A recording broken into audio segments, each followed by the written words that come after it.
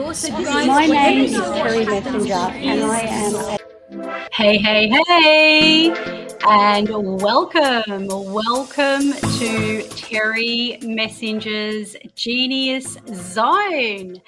And, this is the place and the space where you are going to get your own free masterclass absolutely free.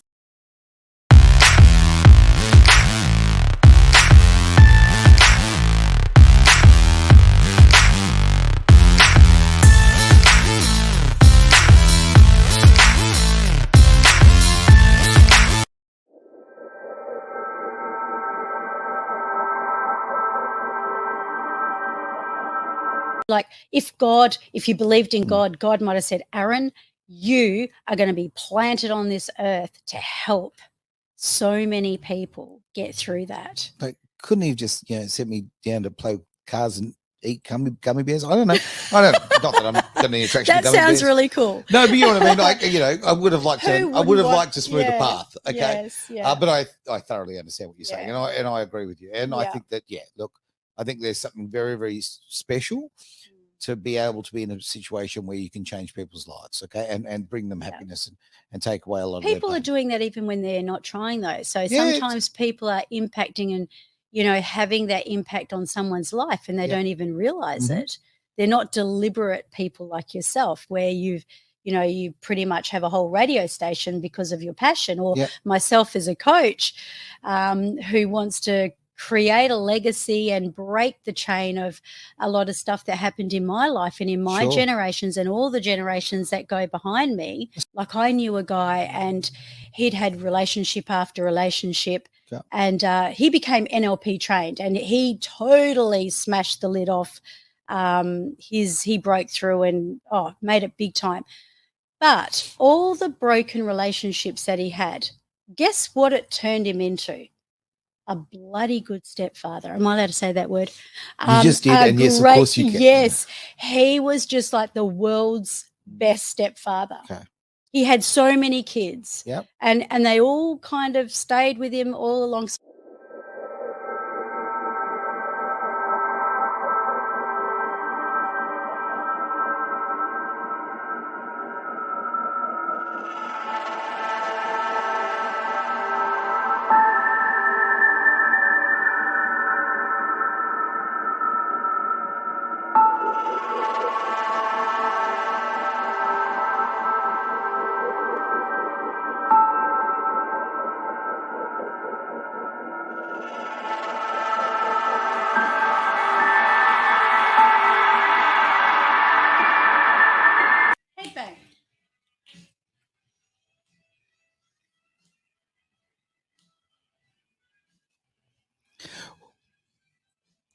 Oh, we're live. It's Edge Radio Australia. I think we're going to get done by the copyright gods there because there was a bit of a naughty bit of music in the background. Oh, she's a bad girl. Hopefully we got away with it. I'm living in confidence. Practice, of course. They do say you can have 5 seconds. Well, you know what you need? A microphone. This is how prepared you are. There we go. Have that. Sorry. Okay. Sorry, look at that. This is live radio. Oh, look at that. The amazing talking stick. Use it often, okay? Really, it's good for you. Hey, it is the Genius Zone with Terri Messenger. Quite frankly, showing your genius right there. I love that. I tell you right now, one thing I want to actually just run straight with. This is what I love about Edge Radio Australia. We are live. We are raw. We don't play the games. We just get out there. And, what you're seeing is very authentic, right? So warts and all. Unfiltered. Take us as you get us. Well, I'm wearing this shirt for a particular reason today. You haven't actually mentioned it. Ducky. Well, I thought about this. Really, Ducky? I thought this show often, okay, we're talking about, NLP, we're talking about hypnosis, we're talking about getting your life, together, right? Okay. Yeah, true. Getting your ducks in a row. Is that what it is? That's what it is. Getting your ducks in a row. Wow. Now, I'm so used to seeing you in bright shirts though, Aaron. You didn't even notice the fact that I have random crazy ducks on me. Well, I had Mickey Mouse, all over my shirt yesterday. I didn't see that. Okay. Or I might have to change the music later for a bit of Mickey. Who knows? But you know what? This show is all about, in some respects, getting your ducks in a row. Okay, like mine are kind of everywhere. All right, but like enjoying your life, getting in touch with who you are, and getting the best out of who you are. So if those ducks need to be in a row, maybe they need to be wild and free. Who knows? It's about training your ducks to get the best out of them. That's a good one. I love that little metaphor. In fact, when I'm talking to people in my membership, people are going, oh, I've got to go to this. I've got to do this gig. Then I've got to go on the online space. I've got to do that. And then I've got to, look after my family. I've got to do here. And they're literally scattered everywhere. Right. And so I'm like, you've got to bring this in and line everything up. Right? You do. Line it up. Line it up and just move in the same direction rather than overwhelming yourself with kangaroo hopping, as I call it, rather than, I like that, putting your ducks into a row. I also love this great John Lennon saying, okay, life's what happens while you're busy making plans. So many of us don't embrace life, don't jump at opportunity because we go, I'm making plans. Oh, I don't want to have kids until I'm financially ready or this. Bit of bad news. Yeah, you will never. And ever be when there. did anybody actually plan to have a baby and have one?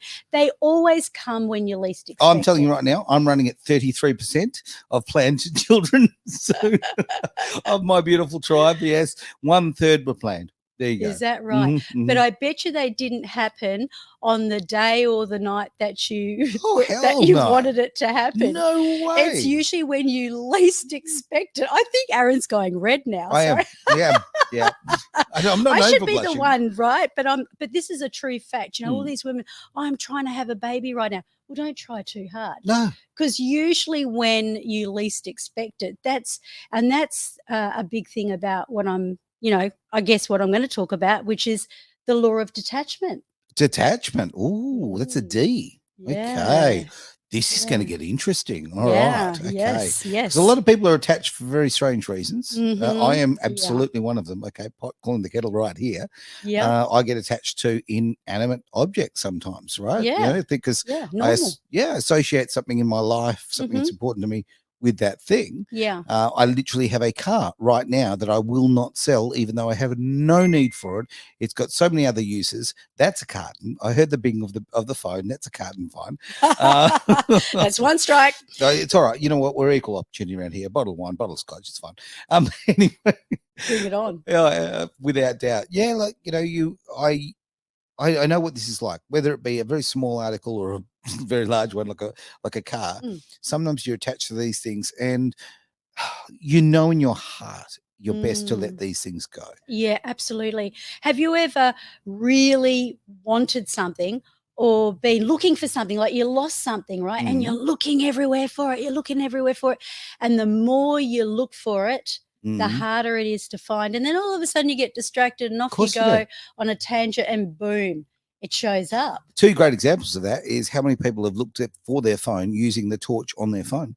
That's always a beauty. It's so having true. It in their hand. Yeah, where's my phone? I can't find my phone. Or of course, do you do that with your hat?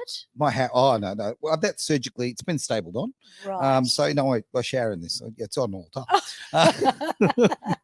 But sunglasses. How often do we just literally? Yeah. I can't find my sunnies. Well, hang on, they're on my head, or I'm looking through.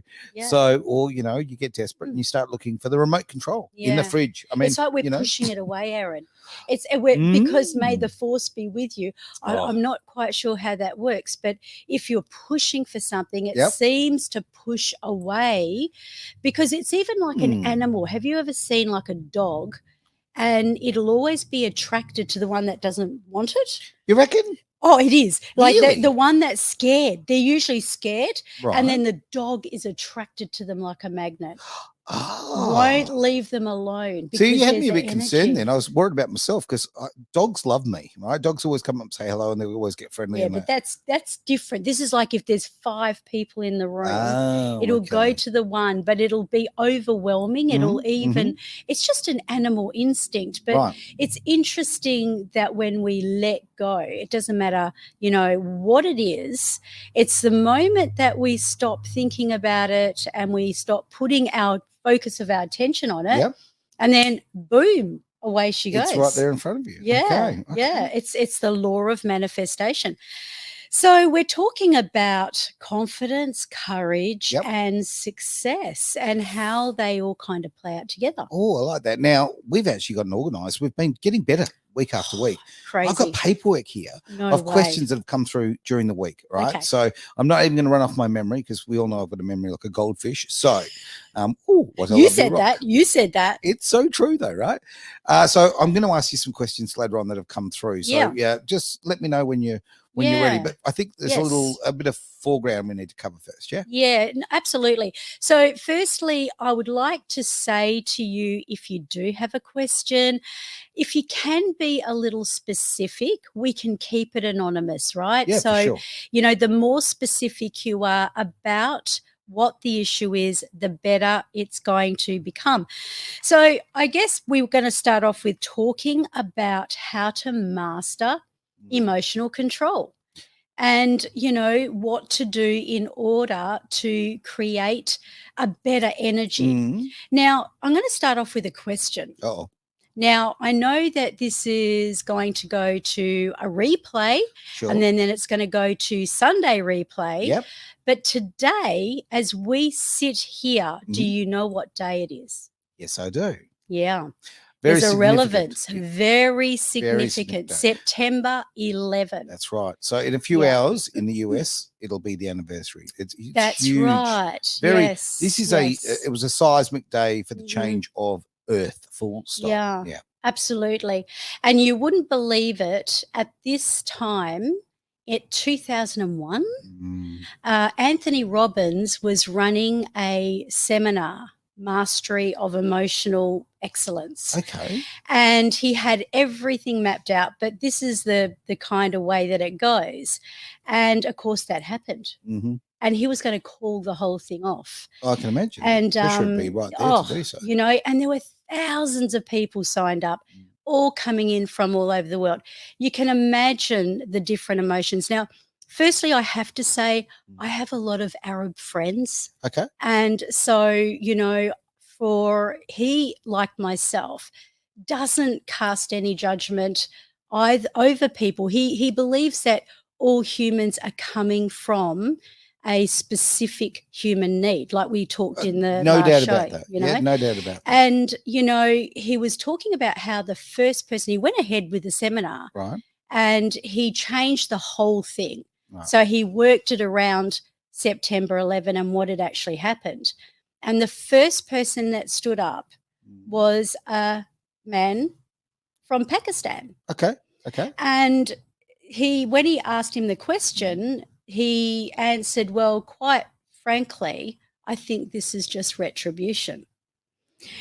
And then I know, and it was very hard. And then the next part, because this is his natural way. But then he went from that to peace, because this is where Anthony Robbins kind of broke it down. And when, you know, you heard that side of the story, you know, how they took over, they felt like so many things had happened to them.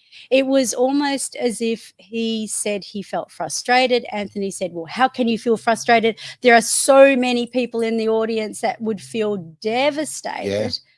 And what it came down to was a thing called significance and importance. Okay. So remember we talked about the 3 human needs, right? Well, number 1 being the love and connection, number 2 being the significance and importance, and the number 3 being certainty. So that, I mean, it's inexcusable. What happened was absolutely revolting, but it's interesting how Tony was able to see it from both sides of the coin. Okay, you've given a really good rationale there, because the fact of the matter is, no, I'm with you on this one. It comes down to of your perspective on this, right? Those who know more about history and know about what, and I am for not 1 second, because I know I'll get misquoted here, right? But I'm not for 1 second saying that look, anybody should have lost their lives. It was a horrifically horrible thing that took place, but you can understand why this anger was built up, this frustration. Acts of the American government over a long period, not the American people, the American government and the way that they have pushed around other countries and other cultures for such a long time, I can see the perspective of other people, right? Yeah. I don't agree with what they did. Yeah. Yep. But there's just reality to it. Okay. The existence of, you said someone from Pakistan. Pakistan exists basically because it's a place for India was one big nation back then, but of course there was a big Muslim population, a significant sort of part of it. Now that became Pakistan, right? That's the breakup of it. Yeah. You've obviously got Afghanistan, which is very similar sort of demographic, all of that. Now, I don't want to have a go at anybody from any religion. Quite frankly, you know what? Follow and have whatever belief you need to have in your life, right? Follow that, okay? Whatever brings you peace and happiness, follow that. And I don't care what that particular God looks like, right? Yeah. But this is the thing. We get so far away from love and acceptance, and we just get far closer to revenge. Yeah. This has to sort of stop. And this is about slowing it down and taking perspective. So don't go, I'm angry that this is what these people have done. You kind of got to go, okay, well, these people have done this thing because of how they feel, what's happened, what their life experiences have been. Yes. And it's also not throw everybody under the same the cover here, right? Yeah. Because not all Muslim people were involved in that disgusting act, right? Just like that's right. Yeah, just like right now, we're having this unbelievable attack on white people, right? This is ridiculous. The attacks on white people that we're being punished, right, for the acts of people 200, 400, 600 years ago, whatever, and beyond. Yes. It's ridiculous. I sit here as the son of a brown refugee, literally a brown political refugee, but let's look at the skin, okay? It's very deceiving. Very deceiving, okay? But so to the outside world, very clearly very much a white man, right? Yeah. And the hate and that kind of thing that's coming through. So it can happen anywhere. It can happen, whatever color, religion, whatever. In boxes, you can't. I'm sure that there's been pilots that have been in the that have been on flight as the pilot that have crashed planes. It happens. Because they've decided they wanted to do something. So look, hurting people hurt people. Yeah. That's really the long and short of it. And when we kind of bring it in, Anthony then spoke to another person in the audience, and she was a female, and she was playing out this repetitive pattern. You know how we talk about patterns and, what on earth is going on? Why do I always end up with the same people? Different day, different situation, but the same kind of thing. And it's almost like, what? Is the universe playing a joke on me or something? Right? Cut it out, universe. Yeah. Cut it out. But in this case, this poor woman, she had gone through 3 devastating relationships, and they'd all fallen apart. Okay. And I believe her previous partner had actually passed away very tragically, and she wasn't that old. She was probably in her mid-40s. And anyway, as it turns out, while she was during when they were sleeping or when they were waking up before the actual seminar, she got a call from her then 2001 partner. Okay. And he said, I'm on the 25th floor. Oh, no way. And there are things happening. Yep. And I just want to tell you, I love you. And, that was it. That was it. And so how do you, it's a perspective, right? We think we've got problems. And there's nothing like, getting a shift and a perception on, whatever it is. It doesn't matter how big it is. Napoleon Hill says for every negative seed, there is an equivalent good one. And there is. Yeah. As long on the how do we stop the patterns? This is my question. How do we stop the anxiety? How do we stop You're answering some of the questions that came in. Relationships, but the fact is, how do we stop it? What I would actually say is that the first one, before you ask me the question, is to change your physiology. Okay, please explain. Yeah. What do you mean? So okay, can you imagine? So Anthony Robbins is in an audience filled with people that are crazy, all different emotions. It's not just some are angry, some are devastatedly sad. They're all going through all these different emotions. The first thing he does is he gets everyone to just simply change their body. Like if you shift your body, because what happens, do you ever notice if you're angry or if you're going through something, you tend to get locked. Things tighten up. The jaw goes, your stomach's tight, your breathing starts to go in a certain way. You're actually doing things in a certain way. Okay. So you've got to kind of undo those things. Now, I can turn anything into a motor racing story or about cars. Here we go. Okay, so I'm going to go that way. Let's do it. I have a saying, and I'm sure I didn't coin this. I'm sure I heard it from someone else. But when you're racing, which is a very frenetic thing, it's very fast, all of that. It's very adrenaline filled. You know when you're really, really fast? When you have soft hands. Ooh, when your hands are very soft on the wheel and you're making very gentle sort of changes. Everything's very sort of, now when relaxed. you become, the world slows down, but your hands are physically softer on the wheel. Right. Now, when you've made a mistake or you're angry or you're trying to get that, kind of make up for that mistake, you literally do grip the wheel tighter.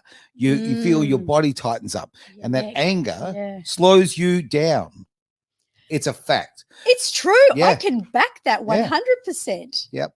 So when you find that beautiful little nirvana where you've got nice soft hands and there's almost, classical music playing in your mind, it's just everything flows and everything slows down. And when things slow down, and this is a mistake I've made so much in my life of making judgments too quick. Now I go, oh, hang on, slow down. Let me try and take someone else's perspective on this, right? Because they've come into this with whatever's, whatever pain or whatever positivity, whatever happens, but their feelings they're bringing into it. Yeah. So I tell you right now, half a second of pause will do you so much good. Oh, so true. In fact, the first thing I thought you were going to say is that if you want to speed up, you've got to slow down. Yeah, you do. And it's true. But, if you slow down time and you're talking about the physiology, so that's really on point. So, you're relaxed and you're flexible. Yeah. And that leads me to the next point I was going to mention, which is the one with the most flexibility will win. Oh, well, I don't know. That's that woman who was doing the breakdancing. She proved not physically. Her flexibility proved that she can't win. Okay. Only in going viral. No, I'm teasing you. Oh my gosh, that's just hilarious. So you're absolutely on point with that. Soft hands. It's like watching ice skaters glide across the ice rink. Yep. And are they in their head thinking, oh my gosh, 1, 2, 3, 1, 2, 3, 1, 2, 3? No, because they'd be like this, right? Yep. They'd be like robots and jolty, but they're gliding. Yeah. Where are they? Michael Jackson said this when he was alive. I'm glad he didn't say it when he was dead. That'd be creepy. Oh, that would be. Absolutely. Can't agree with you more. No, someone said, what is it about you that you just, you're so good with music. You know how to dance. And he said, I think of nothing. Really? Yep, nothing in his head. He's literally with the music. And if you're with the music, you're not in your head thinking, oh, what am I going to eat for dinner tonight? Or, what's going on? Or you're not thinking 1, 2, 3, 1, 2, 3, 1, 2, 1, 2, 3. Yeah. So it's you're gliding. You're doing it, he's doing it in unconscious competency. And those people that are on the ice rink, they're flowing in unconscious competency.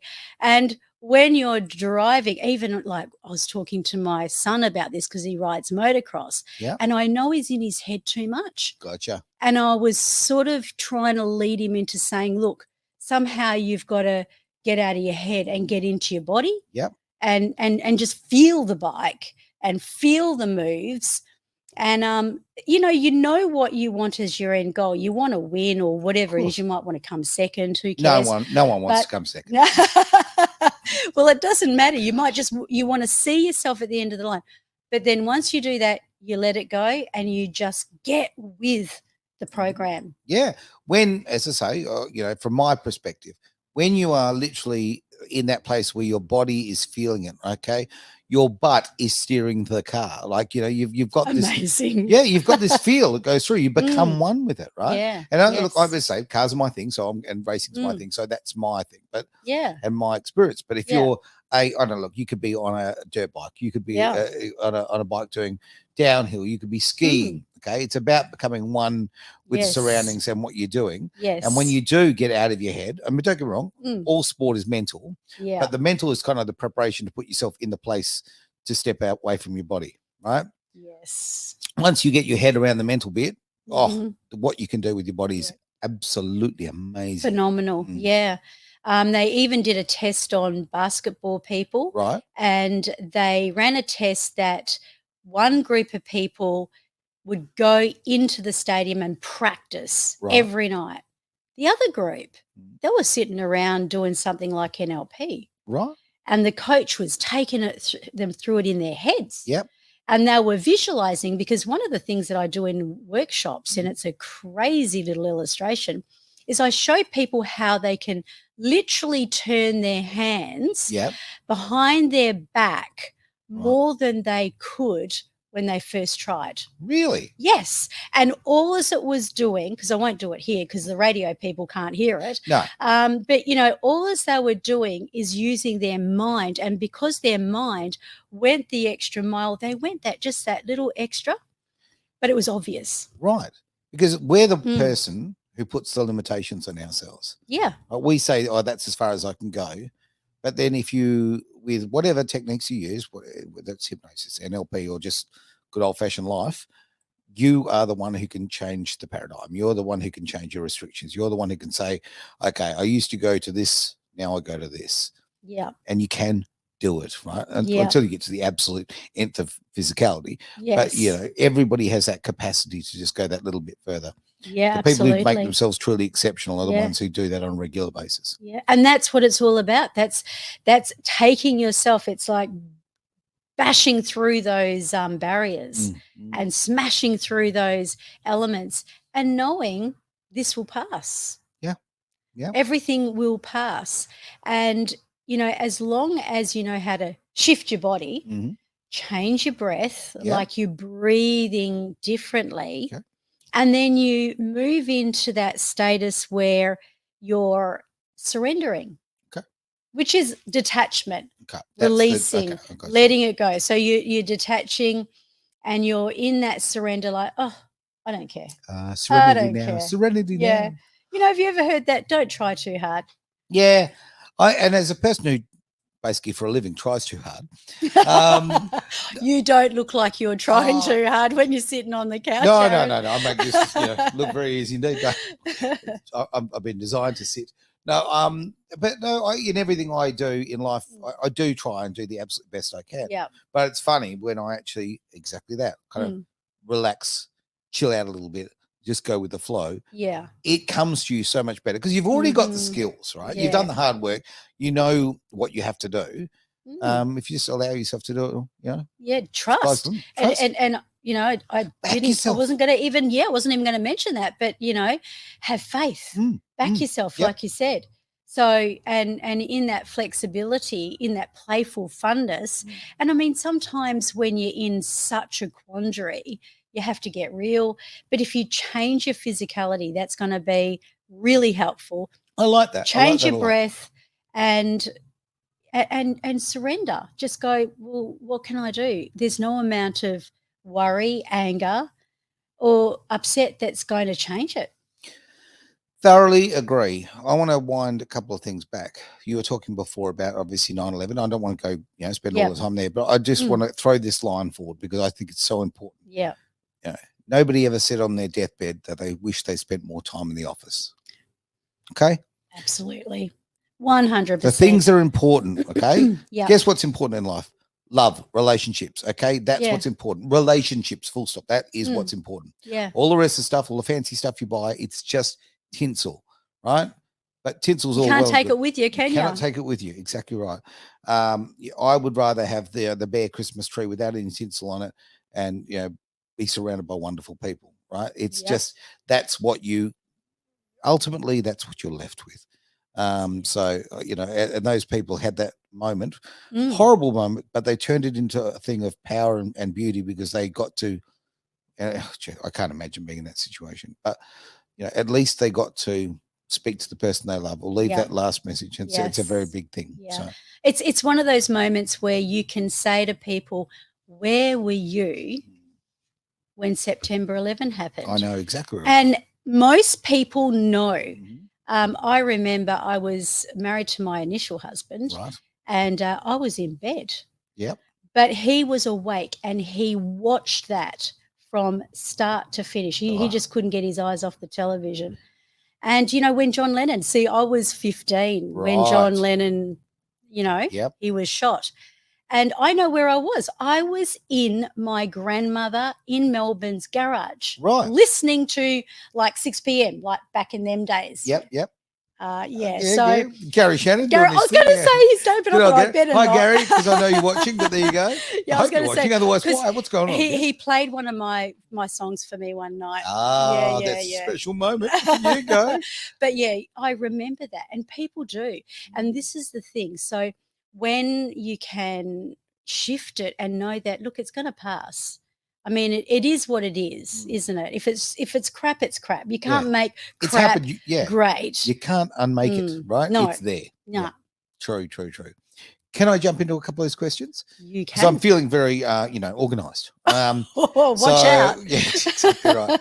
So I might jump around a little bit because it's really cool, actually. The questions from all around Australia and the world, actually. So it's okay. I'm going to jump to this one.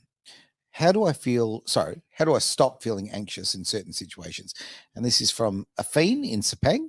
Thank you, Afine. Really appreciate that. Okay. Beautiful part of the world there. Been to Sepang. Very nice. Yes. And Grand Prix used to be there, just so you know. Oh, is that right? I wonder why I went there. Yeah. Look, Afine, let's answer that. So how do I stop feeling anxious in certain situations? Yeah.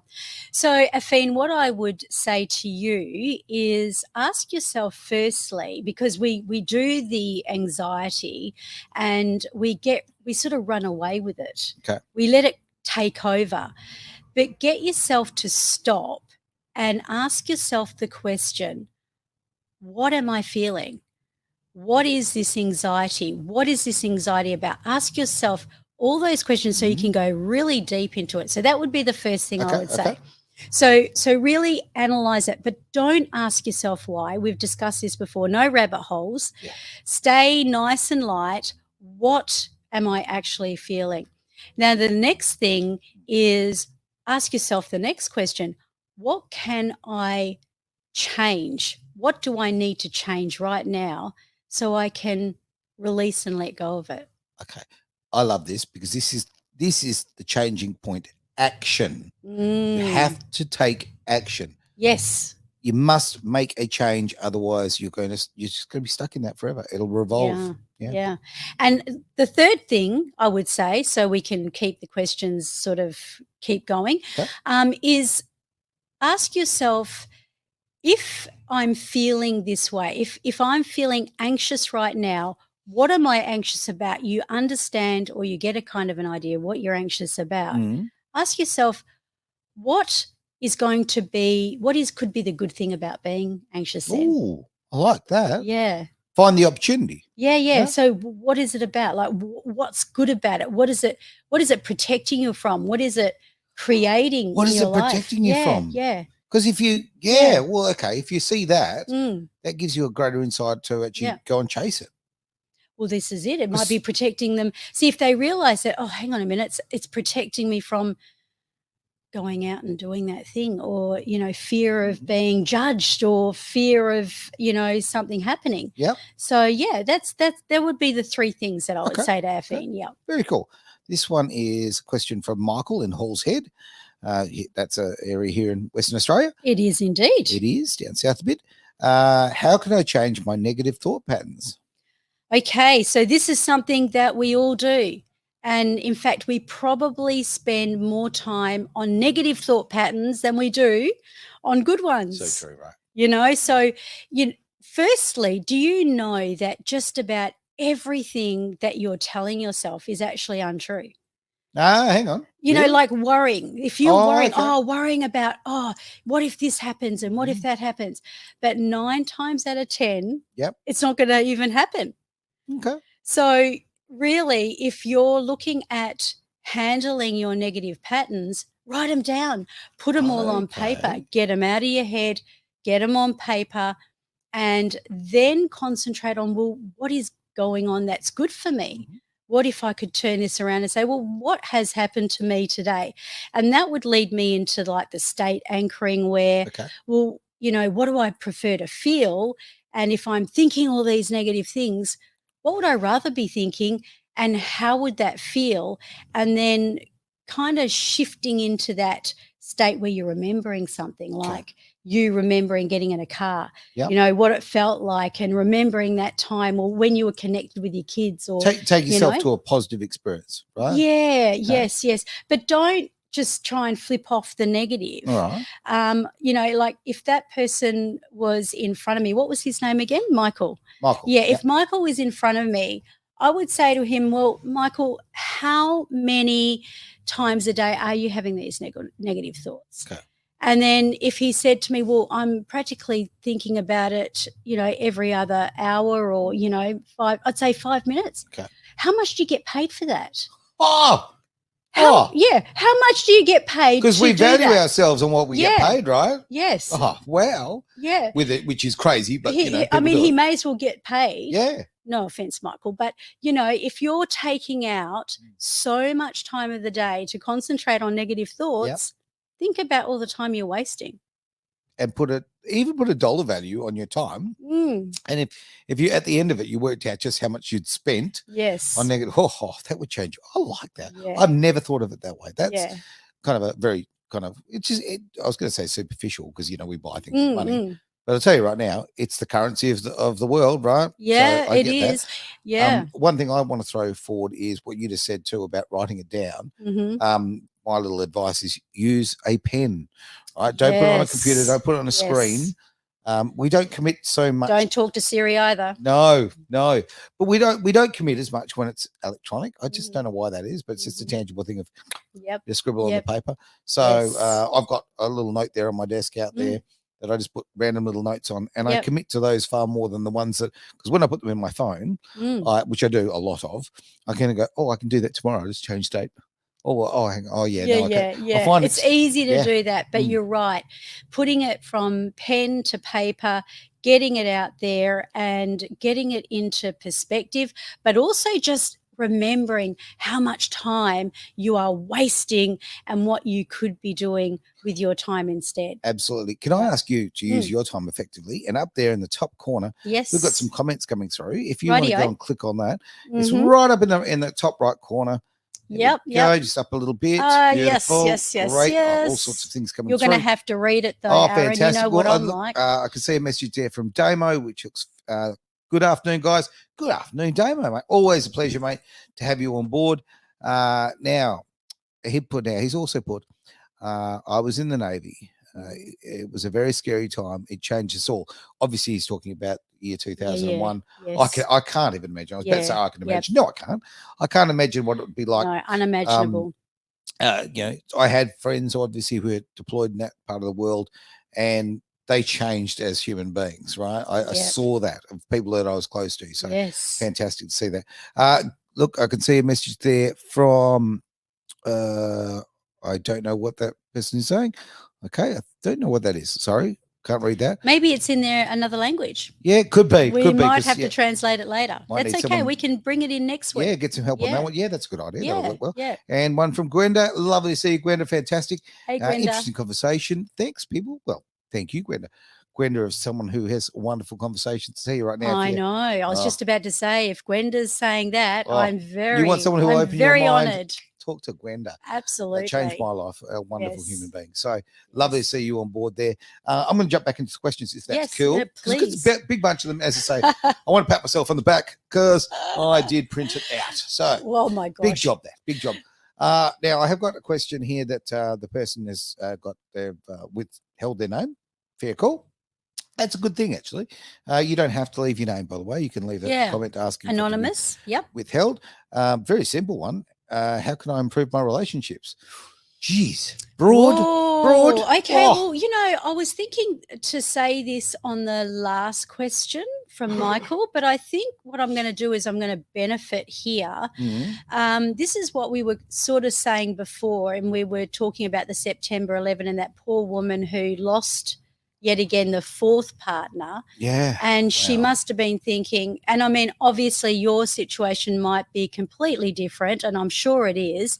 Some people find themselves with the wrong partner, or, they feel like they're getting abused, or they feel like, they're just attracting the same old. The biggest thing is that if you do not learn from what has actually happened, then the universe is going to give it back to you again. It does. You've got to learn that lesson, right? Yeah. So, you wouldn't, like I said to you on another show, you wouldn't let your 17-year-old drive a car if they didn't know how to drive, right? No way. You'd have to keep on teaching them. Well, it's the same thing. And, this is what I was going to mention for Michael, and I think that we can leverage it a bit. Okay. And I talk about Dr. John Demartini a fair bit, but he does this thing on the breakthrough experience. And what he actually does is he tells you to write everything down, like we just said. Yeah. Write everything you hate about that person or about that scenario. But guess what you have to do after that? I bet you burn it.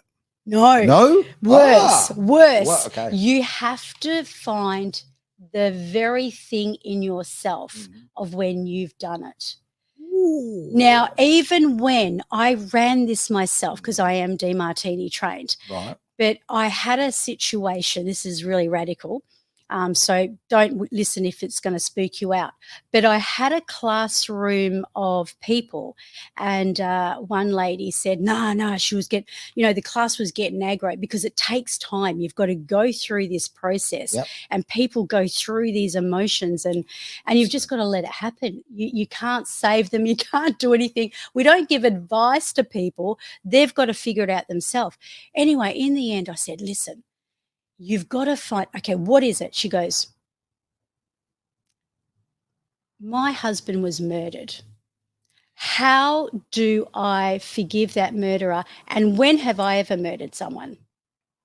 I know that's really radical, right? It is full on. It's full on. But I said to her, well, when have you ever thought about hating someone so much you wish that they were dead? That's the same thing. No. But no, that's how Demartini. That's how Demartini would see it. Like really? if everything that you hate about someone else is in you. That I understand. I mean, I just okay. I think it's just something in us that often, whether it's not a pretty side of us, but a lot of us do think, oh, gee, I wish they were dead, right? But it's a flippant throwaway thing. Yeah, you don't really mean it. You just kind of wish they'd go away. But if you still thought it for a second, that's what Demartini says. So by the end of the day, apart from the fact that you do feel like killing someone, no, just joking, because you're just going through this thing. That's called and you Thursday. Just tick, and you are literally ticking off all these boxes, and you're looking at all the things you don't like and what's happened in that relationship and how you have exactly the same thing in you, and then how it can be a good thing. Okay, so how can it be a good thing? How can it be a good thing? So even like you leave behind that relationship, right? And you might be devastated, or it's not so radical as what I've just said. It's just a normal situation here. But maybe you learned how to become the greatest.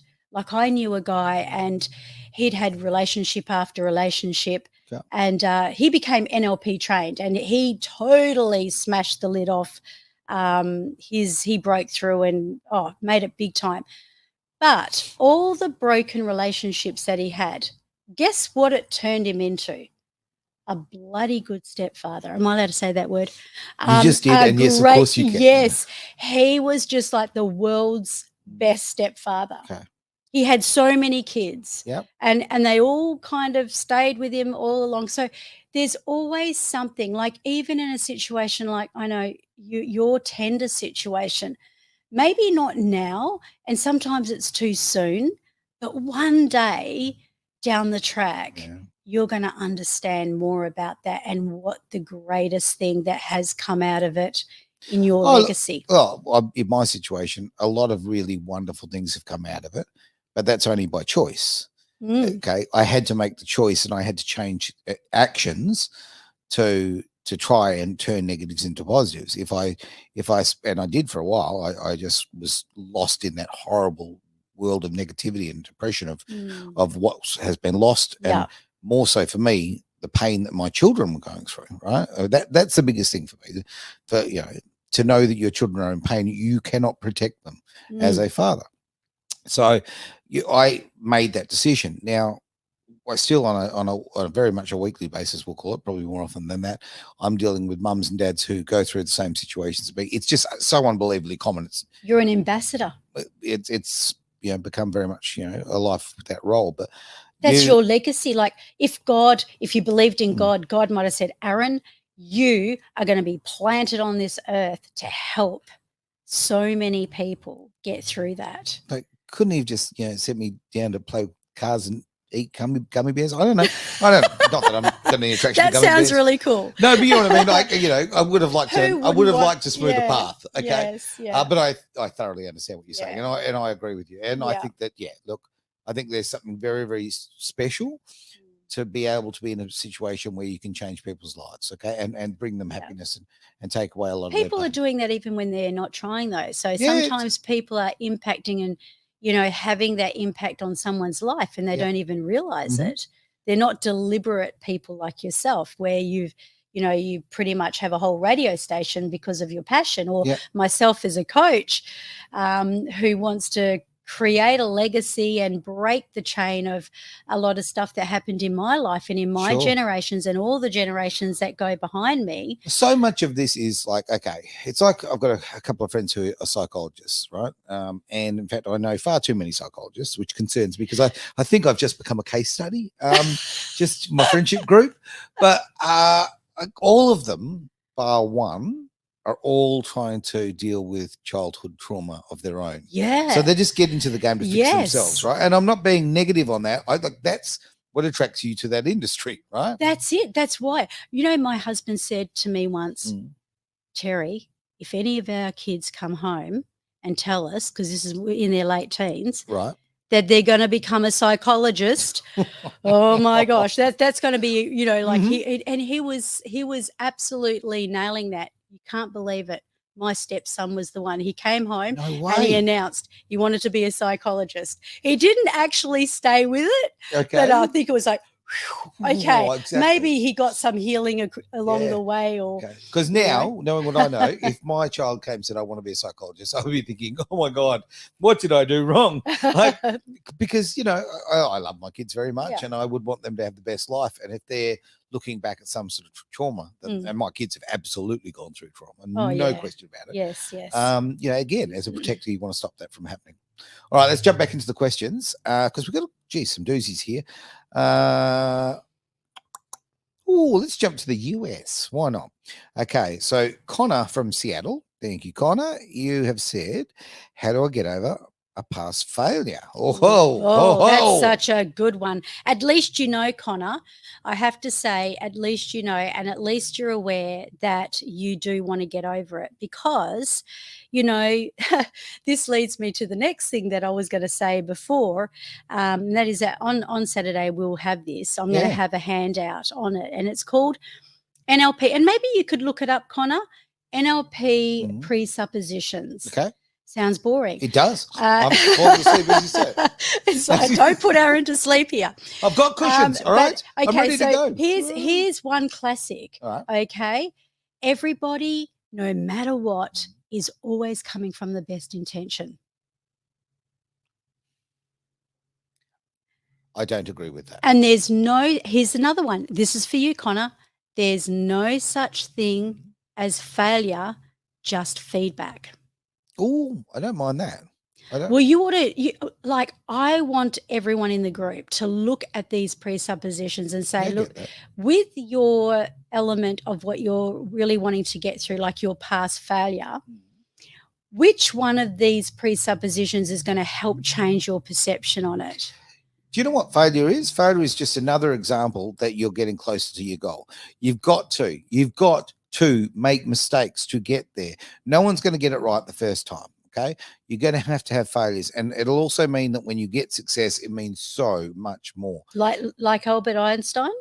Yeah. Like the light bulb? Yeah. Like how many failures? Oh, exactly. And be prepared to fail. Mm. They are just stepping stones to success, right? Absolutely. And embrace them and see them as a positive, because every time you do one, it's like, don't get me wrong, we're all human beings and like, it sucks to fail. Yeah. But then take a moment and go, this is my way of doing it.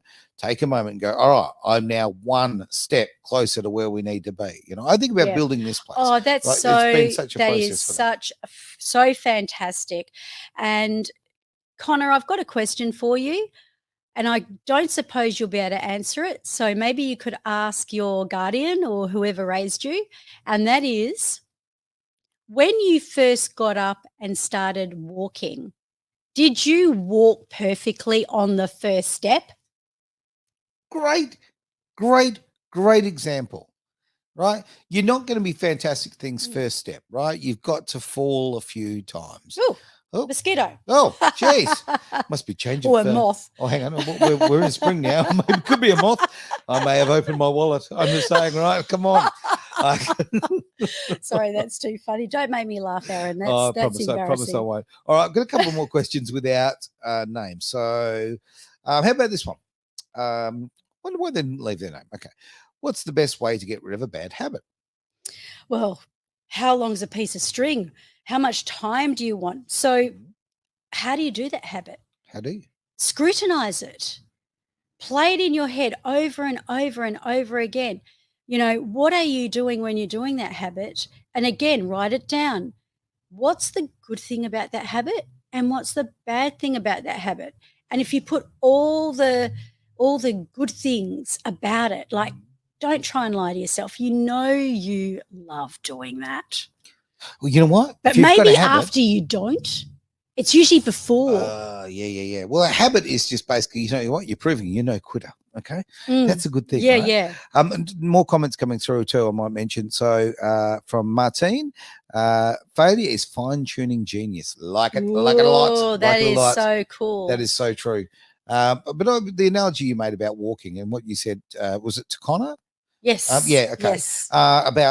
Yes. You're right. When you're a toddler and you start to walk, I mean, you don't get up and go, hey, I'm running 9.900 meters, right? Yeah. It takes time. This is a process. So when it comes to your failures, they're just still stepping stones. Yeah. They're just things you've got to tick off. Yeah. And we've all got habits. Yeah. Remembering, if you are going to quit that habit, there's no name attached here. Or is it David? No. No name. Past failure. Sorry, which one was it? Yeah. It's no name. Habit? I think it's anonymous. No name, But even if you have whatever habit it is, remember it's what you're doing beforehand. Like if you're in a bit of a seminar with me, I'd be getting you to look at the structure of thinking before you actually go ahead and do it, which nobody ever does that. And the other thing is what you are doing on the end of it. Now, as a part of a technique, just quickly, when we're getting them to break that habit, we get them to jump from, instead of lusting after it before they do it, to jump straight at the end of it, so that they can, rather than getting the feelings of the addiction and what they want to get out of it, no matter what it is, go to the end and think about, well, what am I going to think after I've done that? I mean, if it's biting nails and things like that, even so. What are you going to get? Shorter nails. Look at that. You've achieved something. That's right. Another way of looking at it. You just mentioned though, as far as events and actually having people in front of you, you're doing something on Saturday. I am. We'll give a little rundown. Yeah, why not? I mean, this is my favorite thing of all, Aaron. I love this because we're going to be not only doing the experiential side of things, so with neuro-linguistic programming and all the things, and even bringing a bit of hypnosis into it, but we're going to be doing a bit of training. Yeah, okay. Training's so always good. yeah, so we're going to have handouts. We're going to have the presuppositions. Right. We're going to. People don't know what that means, but we're going to also give you the ability to know how to ask the right questions so you can get the right answers, because the power of your question is the power of the outcome. Okay. And so we're going to teach that whether you're in a business model, you're coaching, psychology, teaching, just being an influencer around different people. We're going to be stepping into the courage, the confidence. That's why I've got it mentioned here. So, looking at what it takes to bring out that confidence and that courage, and also looking at the real situation of what's stopping and blocking us, and obviously getting through some of that stuff. Oh, look, it's almost like you segued me there, because I was about to say we are running out of time. So I just want to throw in one more, and I really wish I got to all these questions. So perhaps we'll address more next week. If we can do that. That'd be fantastic. Because I really want, this is so important for people to communicate and ask these questions. So we've got, this is from Rachel in Essex. Cool place. Sorry, can't read my own little writing there or printing thing. How can I stop procrastinating? Oh, procrastinating. I'll tell you later. Why? Yeah, exactly. I'll tell you later. Boom.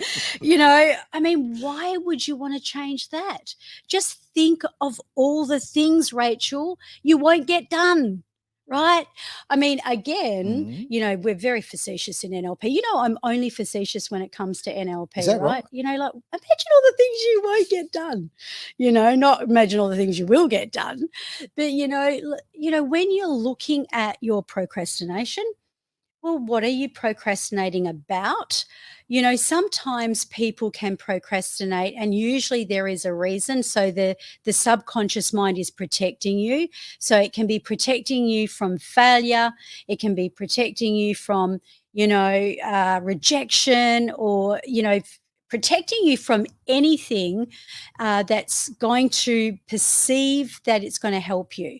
So when it comes to overcoming procrastination, what I would say is, if you've got a project that you really want to get done, don't look at the whole project that you have to do. Chunk it down, baby. Okay. Like eating the elephant one piece at a time. Sure.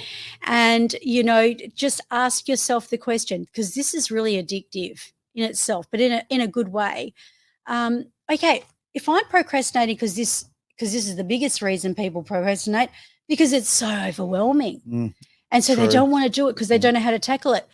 Just challenge yourself, right, Rachel, to doing one thing. Just one thing. We've got a show called The One Thing here on Edge Radio. You better watch it, guys. Oh, yeah. Yes, it's about the one thing. Thursday nights, also on Sunday. Yeah, that's true. Very cool. Yeah. So the one thing, Rachel, if you can simply do that, your subconscious is going to go, oh, I like you. That's easy. I can do that. And there's this very strange thing that happens, that when you do it, you get inspired. Do you? Well, you get inspired because you've just completed something. You haven't overwhelmed yourself. You haven't asked a lot of yourself. So you've done this, and then you feel like doing something else. Oh, I see what you mean. Because I felt, I thought the other way around, but that makes sense. Okay, I'm with you on that. Yeah. Nice. All right, that's the end of the show. Here we go. We've been yapping on for almost an hour, which is, quite frankly, we could do it for another hour after that. Now, if you are, look, I am aware of something that I don't know if you're aware of, because, the logistics of things, but we've got, there's 2 tickets left, right? Yeah. 2 tickets left for this weekend. Should we be naughty and give one away, or what do you think? I reckon we should. All right. Yes, so if you're a Perthian. Yeah, if you're in Perth. Look, if you're in, you can fly in if you want. Well, yeah. Look, Connor from Seattle, get on the plane, mate. Over you come, right? Why not? Just do it. Do it. No, we'll give away tickets. So if you want to actually put a message in the comment section there, we'll just randomly pick one. We'll figure out some way, and you are very welcome to be part of the event on Saturday. Come and do the workshop. Yeah, what time is the workshop? 12:30 noon. 12:30. There we go. That's a little past noon, but okay, we'll go with that. Thank you so much for being part of the show. Like, subscribe, tell your friends, tell your neighbors, tell everybody. I suppose that's what I'm supposed to do because we are on YouTube. Obviously, this is on Facebook and all over the place. It's just on these locations everywhere. I love being part of the Genius Zone. It's Edge Radio Australia. Time to hit the go button and get out of here. And thank you very much. And we will see you next week for, of course, the Genius Zone here on Edge Radio Australia.